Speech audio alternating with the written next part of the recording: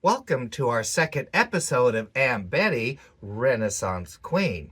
We had written the script for our first three opening episodes several weeks ago, which covers some of the basics of our current social and political climate. As our show progresses, we expect to cover more up-to-date events.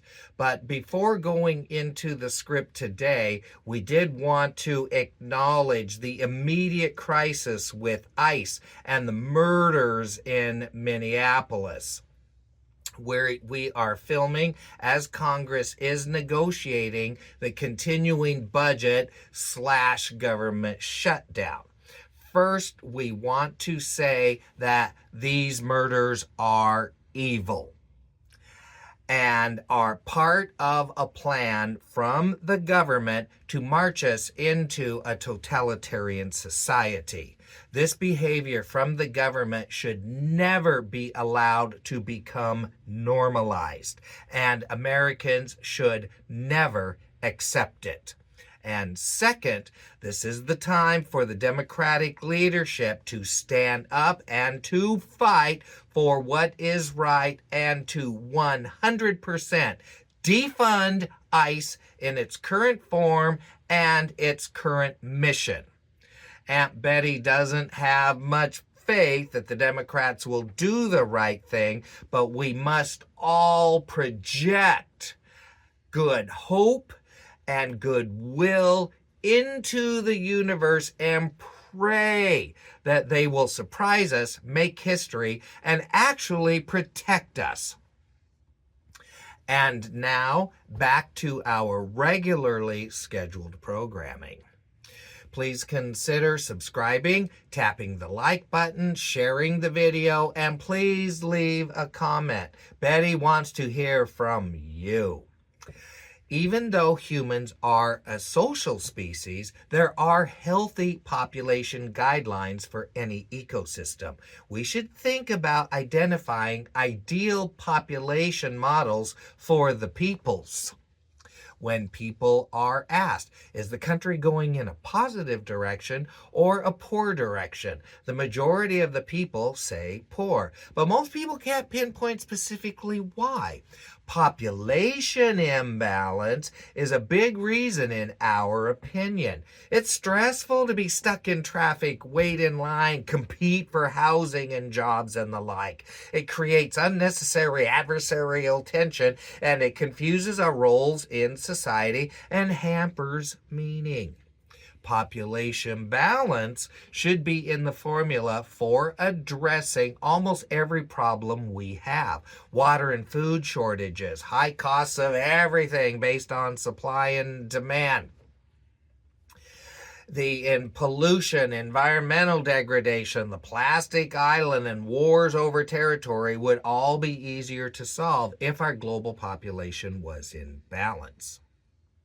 Personally, we think a target of balancing our population could be based on the global population of 1900, which was a little over 1 billion people and a lot less than today's estimated 8 billion people. We arrive at 1 billion as an ideal population because it's enough people to perpetrate a high civilization. In 1900, we were getting electricity and plumbing put in our homes. We had invented cars, airplanes, ocean liners, subways, refrigeration, telephones, movies, records, and soon radio. We were building skyscrapers and bridges out of steel. We were making great advances in chemistry and medicine. But with 1 billion people, we have breathing room, and with much less stress on our environment and on each other. To ethically rebalance the population will require a 50 to 100 year plan. It took 100 years to get the population out of balance. It will take 100 years to get it back into balance. So we had identified in our last episode that regular Americans should not be fighting each other. And that's the ultra-rich elite that are waging war on the bottom 95% of us. But how can just a couple percent of a population wage and win a war on the rest of us? There are different ways a tyrannous government can control its population. The classic and most overt way is to deploy armed garrisons into the streets. Who would ever think of doing a thing like that? Let's be perfectly clear why this is happening to us right now. It is not meant to improve American society. The sole purpose is to sow chaos and destabilize our society for two reasons. First, a destabilized society lacks the ability to protect itself from the oppressors who are in charge. And in this case, the billions of dollars Donnie is stealing from America. Second, Donnie is waging actual civil war with gun violence against Democrats and independents in order to maintain his attempt at his one-party, fascist, dictatorial, permanent rule. Tactic like this is difficult to ignore and has been historically effective at intimidating the population into submission. We're seeing it play out right now. When Aunt Betty had visited Panama City about 20 years ago, there was a heavy on-the-ground military presence. We noticed about 3 distinct uniforms, the affiliations of which we do not know. There was presumably a municipal force, then possibly one or more countrywide military organizations. Perhaps one was a specific Canal Zone unit. Many of these units carried rifles, and they were difficult to ignore. What was the reason for this muscular military presence? The canal probably had a lot to do with it, making the region a global pressure point. And when you consider most Panamanians are poor, with a small, rich, elite class, some of whom we saw exiting their chauffeured vehicles with attendants holding umbrellas over them as they entered the shopping mall. Panama is a rainforest, after all. Classic, overt muscle was the fare of the day, and it was working. Aunt Betty never saw anybody get out of line. The drawback of this tactic is that it's expensive and logistics could get complicated. But Panama is a small country and logistically manageable. But it certainly is not a good look. It smacks of instability and could color the country's international reputation. Couldn't see how that could ever happen. As well, local resentment and backlash can always be a threat. But this form of control is common for, quote, developing regions. For larger and more complex societies, other forms of control have been employed historically. The most effective being to get the population to police itself. And the most effective tool for that is propaganda. Now, we've heard this word thrown around a lot. Here's the specific meaning. Information of a misleading nature used to promote a particular cause. Full stop. The most famous examples of 20th century societies connected with the deployment of propaganda are, of course, 1930s Germany and the post-World War II Soviet Empire. And if we're honest with ourselves, our own society has not been above such tactics historically and is definitely happening to us now.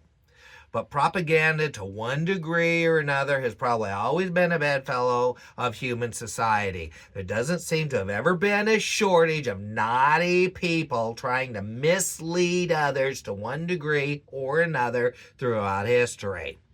Simply put, propaganda is deployed to shape the thinking of the population. Over 100 years ago now, the manufacture of consent was coined by Walter Lippmann in his 1922 publication titled Public Opinion. And then the manufacture of consent became the title of a book penned by Noam Chomsky on the same subject. And now, here's a big one where the money comes in. The way money is currently related to propaganda in the U.S. is that all our traditional news agencies are now owned and operated by our largest for-profit money-making corporations. And so, the information they dispense, whether skewed, downright false, or only true if it's convenient, is not to inform the rabble, the public, in order to build a healthier society, but to solely benefit their personal money-making abilities. So when you are bombarded with conflicting messages, a fairly fail-safe formula in ascertaining the truth is to identify who profits. Deep Throat from Watergate back in the early 70s told journalist Woodward, follow the money. And there is a lot of money to be made in U.S. politics and right-wing social influencing, albeit unethically. So, in Aunt Betty's opinion, we have about 99% of Republicans, perhaps not even that now that Adam Kinzinger has jettisoned the party. And we're just guessing, but we'll say 90, 95, 98% of Democrats are against ordinary Americans because their allegiance is to making money.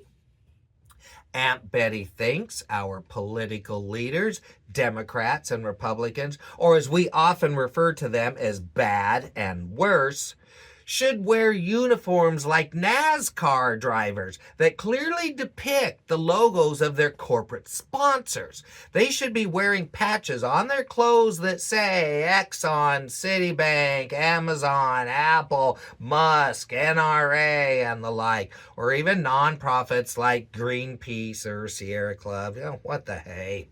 And our legacy media should clearly display all their corporate overlords right on the screen as well. Also, pay attention to the amount of money the news personalities and social influencers are making as well. Sean Hannity makes $25 million a year to sit in front of a camera and read a teleprompter. Laura Ingraham makes $12 million a year. Laura Ingraham's brother says she doesn't even believe the crap she says on TV. But a lot of people will say anything for that kind of money. Fox News has earned billions of dollars over the years, not informing their viewers, but shaping their viewers' opinions and then reinforcing their opinions with their so-called reporting. Right-wing talk radio got its start in the 90s because music sounds better on FM, so AM was drying up. And then advertisers realized that a boatload of money could be made riling up this untapped audience by sponsoring conservative talk radio.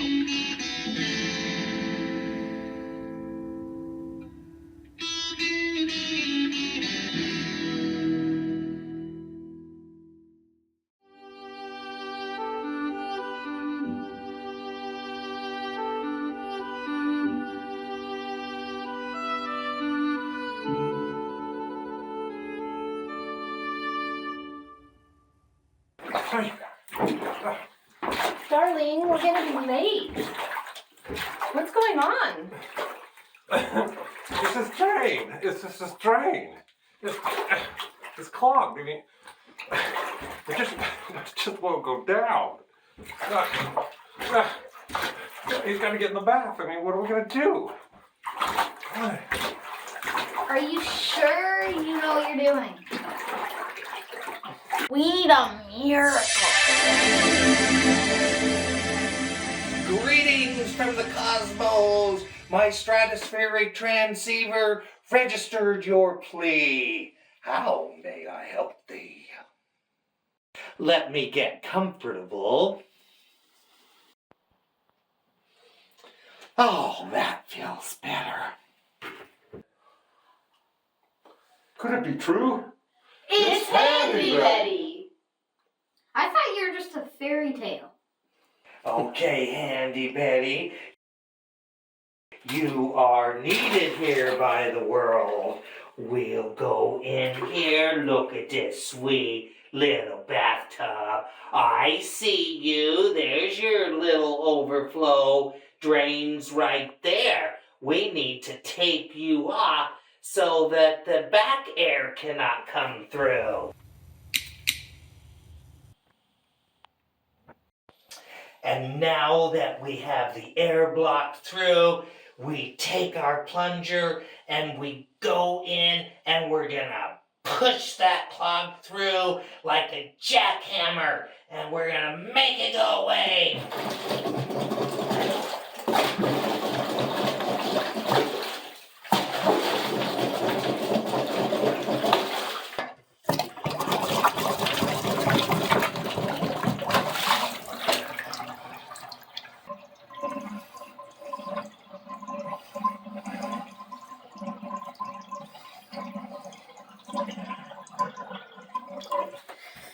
Oh, Handy Betty, we love you. Smart kid.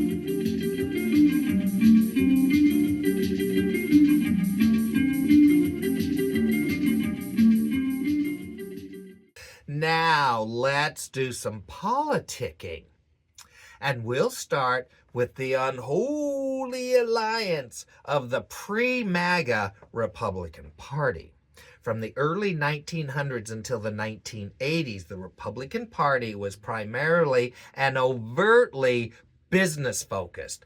And yes, slightly conservative leaning on social issues. They usually go together to some degree. But with the wink-wink understanding that what happened behind closed doors was not for public consumption, which meant that the parties could be broken down by financial class.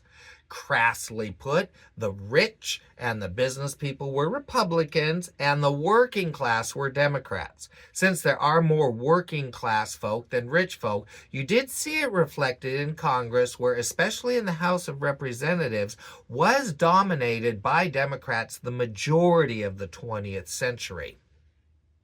Republican candidates were always well funded, so they successfully competed in the political arena and had successfully convinced voters over the years that they would make good executives, which is what a governor is, and so as well as senators and the such. As long as Republicans could convince the voters that they would take good care of the economy and your tax dollars, their party had remained relevant. But by the 1970s, the post-World War II U.S. economic boom had leveled off and in fact was shrinking.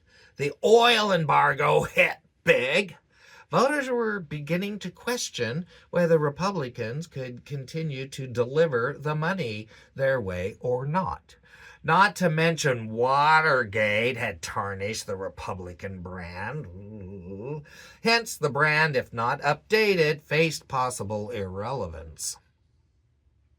So in the 1980s, an unholy alliance between two shrinking groups that should have little in common merged to save the Republican Party. U.S. religious institutions had also been experiencing declining membership over the decades. And since the primary function of these institutions is to, make money, churches were going broke. It was that sinister Jerry Falwell, TV evangelist and moral hypocrite, that figured out that he could make money off his unwitting followers by ginning up the pink scare. In the early 2000s, Aunt Betty heard the confession over the radio by Falwell's ghostwriter, Mel White, who came out as gay and had ghostwritten for several religious leaders. Mel White said that Falwell's rantings about the satanic gays that were recruiting your children was all a disingenuous act in order to fearmonger and motivate his followers to give him money. The Republicans love the word recruiting. It has such a sinister and urgent rancor to it, and is still part of their talking points arsenal today. Until the 1980s, most churches didn't even take a stand on abortion, as the Bible doesn't take a stand, according to what we've been told, seeing as Aunt Betty has not read the Bible. But after the success of scapegoating gay men and women for financial profit, abortion was the next of the low-hanging fruit. Religious leaders revived the age-old tactic of creating an enemy and then offering to protect you from such enemy for the low price of $9.99 a month. Hence, the modern Republican Party was born. Republican politicians with their diminishing base tapped the cultural conservatives and promised to fight their culture wars for them if they voted Republican. Aunt Betty thinks that if financial profit was removed from religion in the U.S., that is the money above and beyond what it requires to keep the lights on, the religion business would simply fold up. We'll clarify, Aunt Betty is not an atheist, but we do have issues with organized religion. So by the 1990s, the Republican brand had been congealed down to lower taxes and family values.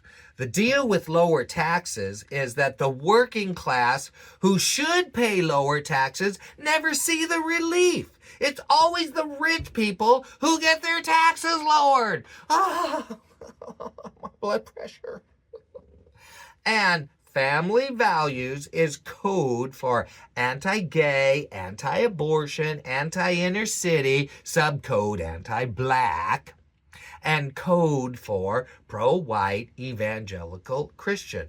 After all, who were they led to believe were getting the abortions? The inner city blacks, the promiscuous, the unwed girls, all people with no morals. The Republicans really made hay with Bill Clinton having a problem keeping his zipper up. Though Bill Clinton's extramarital affairs were tacky, Clinton should never have lied about Monica Lewinsky. He should have told the truth and said something like, I will not justify the question with an answer, or mind your own business. It played right into their narrative that Democrats were immoral and that Republicans were righteous. As long as we ignore that the majority of the sex, drugs, and prostitution scandals over the years predominantly lead to the Republican side, which is easy to understand from a psychology perspective. Natural urges that are repressed will manifest themselves in perverted, unhealthy ways. We all remember Republican Idaho Senator Larry Craig, who embarrassingly suffered from wide stance syndrome every time he went into a bathroom stall. Or Republican Congressman Mark Foley from Florida, who unfortunately disremembered the golden rule when it came to the teenage male pages of the hallowed halls: avert your eyes.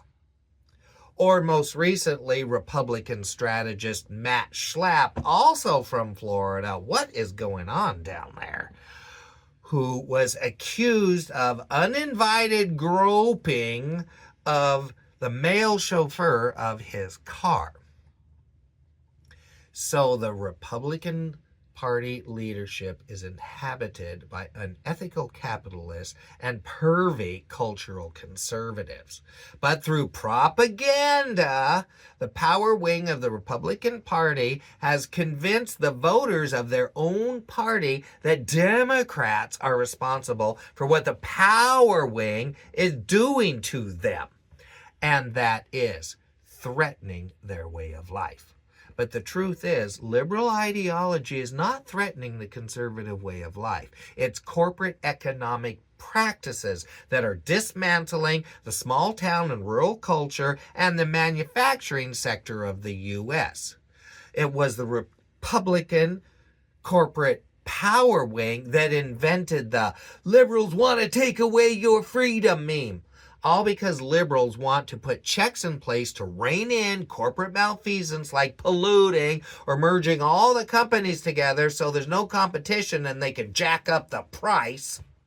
So yes, liberals don't want Walmart to run every small business off of Main Street.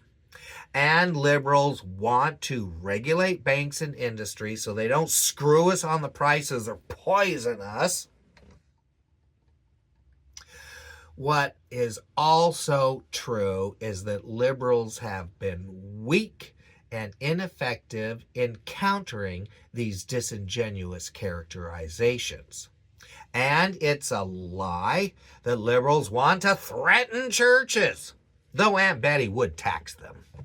And it is a lie that liberals want to take away the Second Amendment, though it is true that liberals don't think people need mass murder assault rifles. For clarity, a core tenet of liberalism is, quote, to create space for people to live their lives the way they see fit, as long as it does not interfere with anybody else's ability to do the same, close quote. That means liberals don't worry about how conservatives live their lives. Liberals aren't interested in pushing their lifestyle onto anyone. It's a lie that liberals want everyone to be gay or transgender. Hell, Aunt Betty thinks there are plenty of drag queens out there already. We have met that DEI quota. And Aunt Betty did crack up when we heard John Waters say several years ago, "I'm wondering if it's time for maybe some of us to come in?" Hold for laugh. And it's a lie that liberals want to turn the country communist. These are just words that are designed to scare and divide people. What liberals want is just respect in return and don't want conservatives to push their lifestyle on them. Simple enough. There is enough space in society to allow people to follow their own star. Since Aunt Betty strives to be fair, it's time to beat up on the Democrats. Democratic leaders have been out of touch with the public. Democratic leaders have figured that they could serve their corporate masters, and as long as they threw the rabble a few bones here and there, that the rabble would be grateful and keep voting for them. Because indeed, though it's not much, the Democrats do more for the people than Republicans. But the Democrats can't properly message to their voters. The very nature of liberalism establishes a big tent. So the Democratic leadership is afraid of straight talk messaging for fear of offending one wing or another of their base. It's much easier for Republicans to message to their voters. Their coalition is not as diverse, so they are easier to analyze and to message to. But it's no longer enough to be Republican light. It's no longer good enough just not to be as bad as the Republicans. For 45 years, the power brokers have been ringing the well from the middle to the top, equaling trillions of dollars. The top 1% control 1/3 of America's wealth. The top 1% control 1/3 of America's wealth. The top 10% control 2/3 of America's wealth, leaving 90% of Americans to scramble for less than 1/3 of the leftovers. That is just wrong any way you analyze it.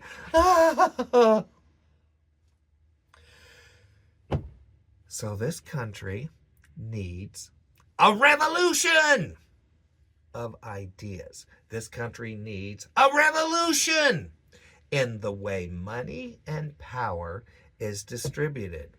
Though Donnie Stump and the Republicans said they would do that, it's always been a lie, and they will never fix it for the country, for the people.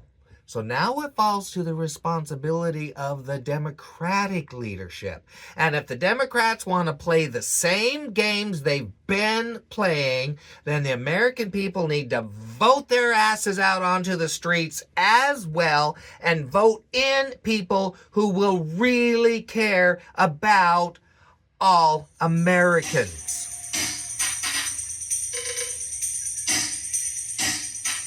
Aunt Betty was driving down the road and just had to stop to view this wonderful 1964 Impala. This particular car is referred to as a survivor because it hasn't been restored in any way. Everything on the car except the wheels are original, including this on point to the period teal blue paint. When it comes to old houses and cars, survivors or unmolested is basically the only examples Aunt Betty is interested in. When we first approached this car, we pegged it to be the 62 of the 4-year 61 to 64 boxy Chevy generation, because the 62s had the belt molding up high on the car like this one does. The 63 had the molding low, and the basic 64 Impala had a double molding. This car has the molding up high and has the sheet metal defined on the bottom but no molding. This example is the very special Super Sport or SS model, which only has the molding up high, which we didn't know until we went back and did some research. For many years, the tail lights had the date on them, so we were able to come over to the tail light and find the 1964 date on this car. In 1964, Chevrolet made probably over 10 different variations of this car. Biscaynes, Bel Airs, top-of-the-line Impalas, then 2-doors, 4-doors, station wagons. In the early 60s, General Motors, who made Chevys, Pontiacs, Oldsmobiles, Buicks, and Cadillacs, redefined what a sporty car could be. Until this period, sporty cars were tiny, but General Motors and soon the other makers began dropping enormous engines in these full-size cars, birthing the era of now the famously known muscle car. Out of all the models made this year, this would be the one to have, the sporty SS with an enormous engine, sporty 2-door coupe, black vinyl bucket seats, no B-pillar in the way, so when all the windows roll down, you just have one full opening. Aunt Betty was first introduced to this generation of car back in about 1964. Our mother's second husband had a 63 Super Sport in bright red, only 1 year old. One summer day, my younger brother dumped a bucket of sand on the car, and when Andy grilled us on who did it, well, we said Jimmy did it, and my brother said Billy did it, so we both got the spanking. And that pretty well defines our relationship to this day. Of course, Jimmy is a Trump supporter, but we digress. This 1964 Chevy Impala Super Sport is a very special car, and it would be a candidate for the collector who enjoyed taking cars back to the day they rolled off the assembly line, making this probably a $50,000 to $100,000 car.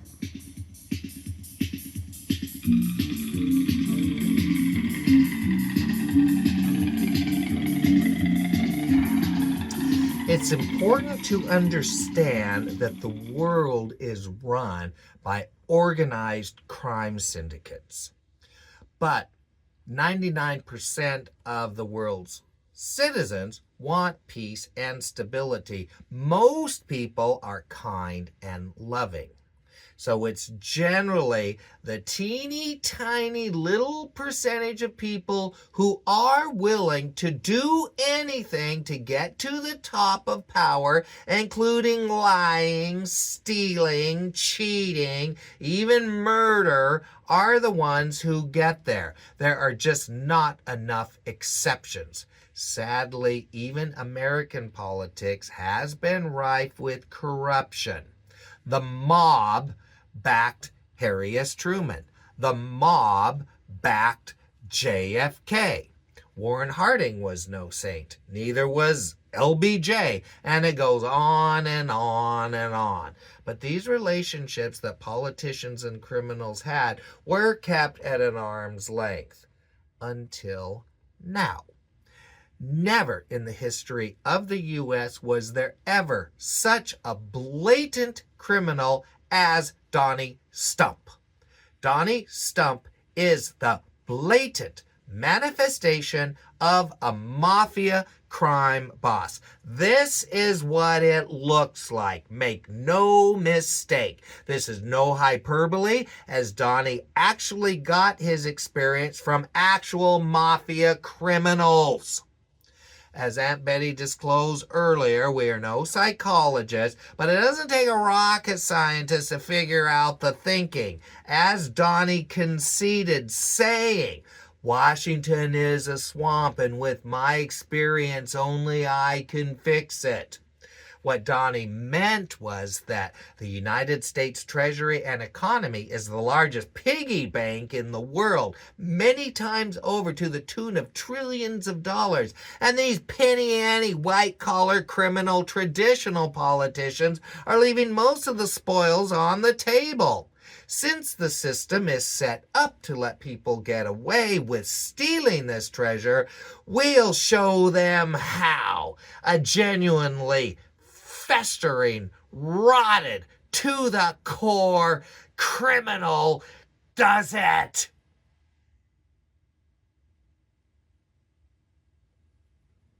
The apple doesn't fall far from the tree, as from the very beginning, Donnie's life was immersed in the presence of criminality. Donnie's father, Fred Stump Sr., was a white-collar criminal developing real estate in New York, Queens.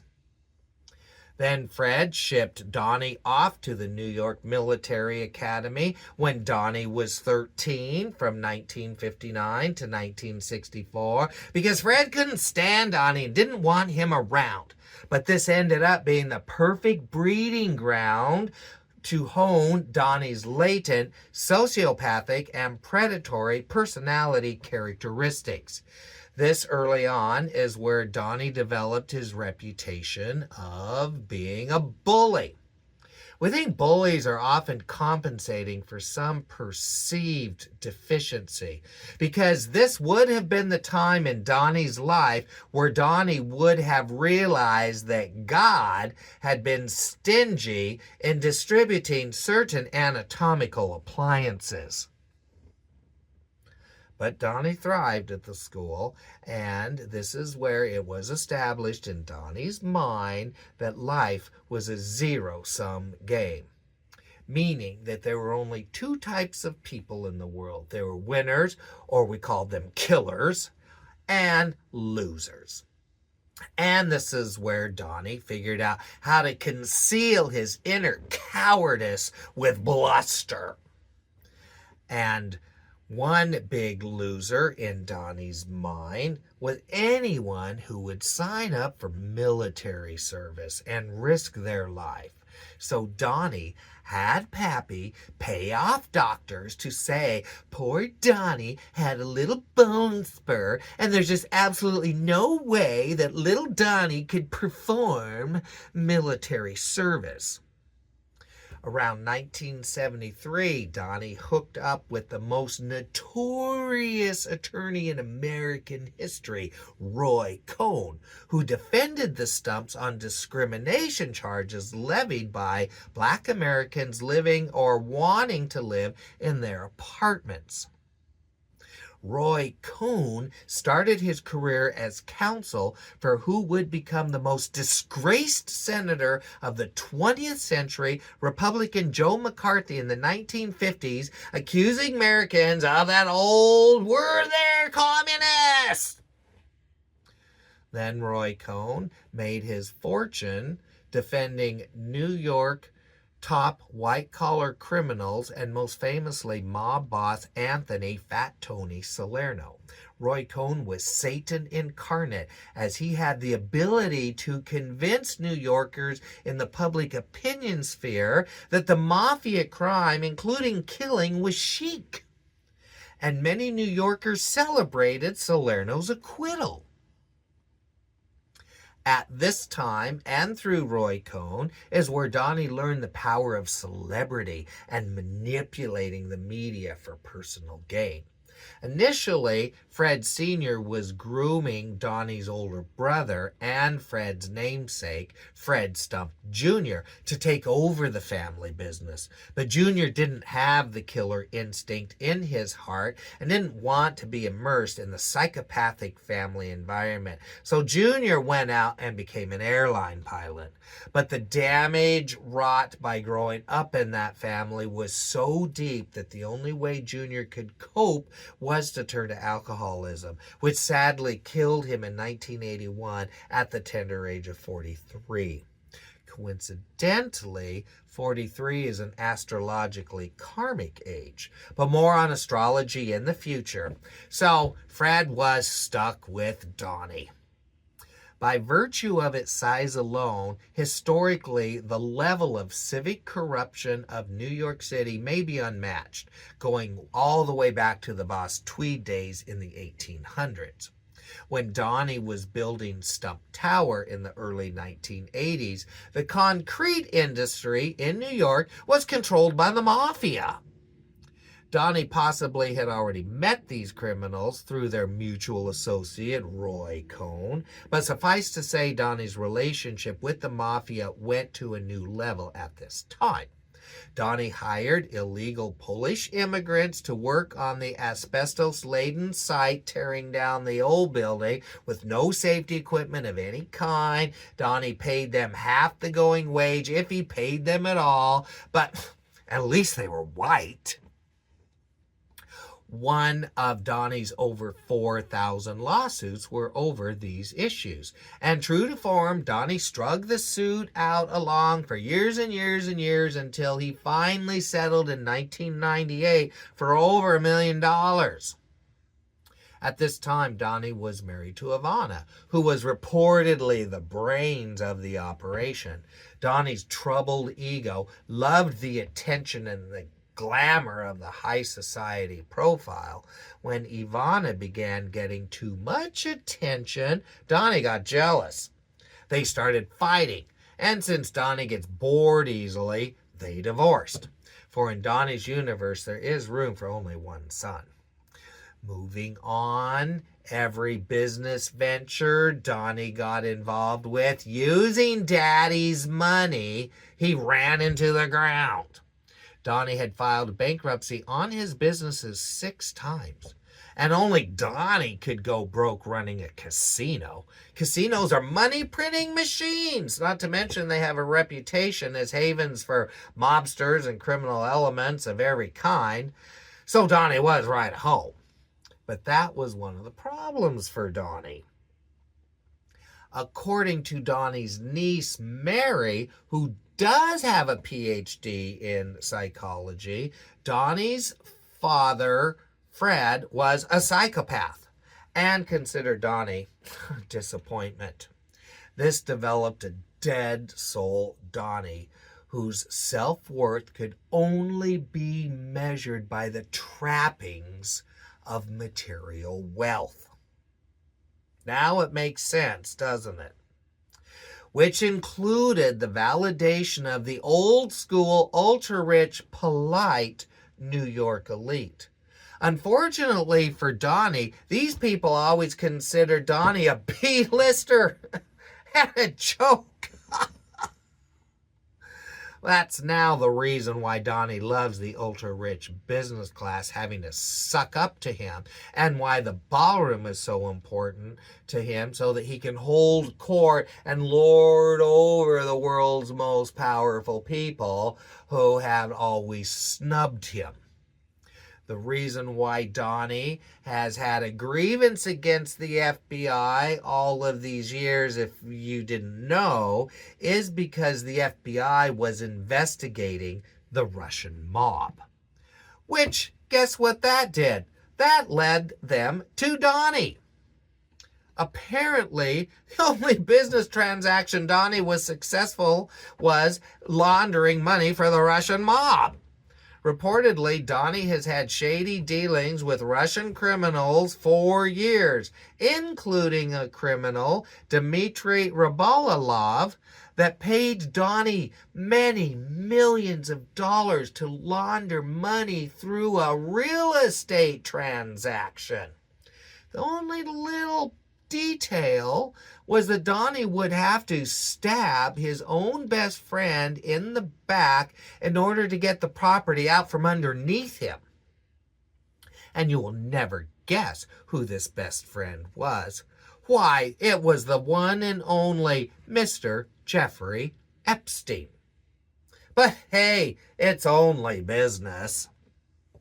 And many believe that these transactions with Russian criminals are the source of the dirt or compromat that Putin has on Donnie, effectively making Donnie a Russian asset. It's not the P-tape. The myth of Donnie as a successful businessman was manufactured by the TV show The Apprentice. The show considered many other business moguls for the part, as they were actually successful.